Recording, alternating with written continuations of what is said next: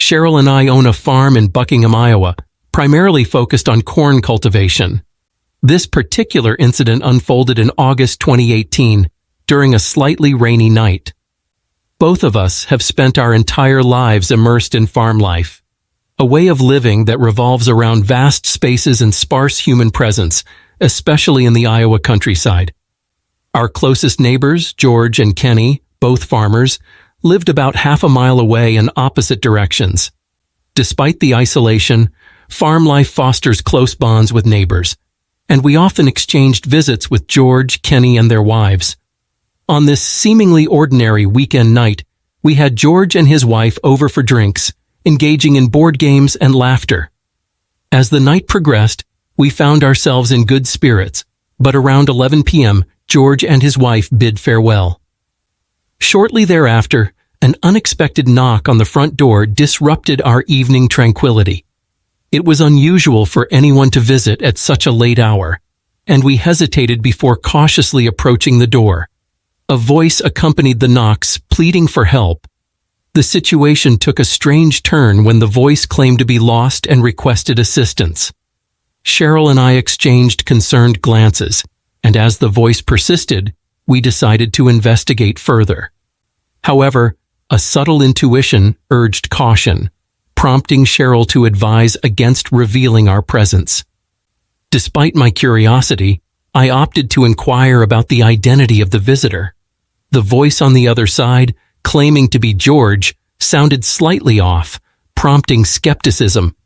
In an attempt to verify, I asked for George's wife to confirm their identity. The response was evasive, leading me to suspect a ruse. Concerned and feeling the need for confirmation, I called George, only to find out he wasn't at our front door. Alarmed, I warned the voice that I had a shotgun and demanded proof of their identity. The situation escalated as they persisted, attempting to justify their presence. Cheryl wisely dialed 911, although help in the rural area would take time. The tension heightened when we heard footsteps on our wooden deck, accompanied by an attempt to open one of our windows. In a moment of sheer terror, Cheryl and I screamed at the intruders, threatening them with violence. It wasn't until George, armed with his shotgun, arrived that the intruders retreated. A subsequent police visit and the installation of security cameras emphasized the gravity of the incident. In a separate narrative, a young man recounts a chilling encounter on his grandparents' farm in the summer of 2018. Alone for the night, he hears unusual noises emanating from the cornfield, triggering a series of eerie events. Investigating the source, he discovers missing livestock, hears mysterious voices, and confronts a group of masked individuals engaging in a disturbing ritual. The ordeal concludes with the arrival of the police, leaving an indelible mark on the narrator's psyche. Similarly, another individual recounts a bizarre encounter on his family's farm in Arkansas. While his parents are away, he, along with his sisters, faces the unsettling presence of an intruder in the cornfield.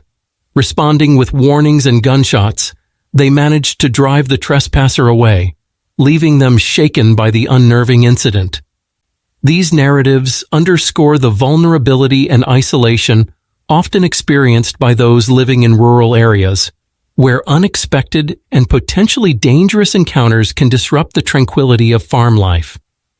The common thread among these stories is the instinct to protect one's home and loved ones in the face of unknown threats, emphasizing the need for vigilance and preparedness in rural environments.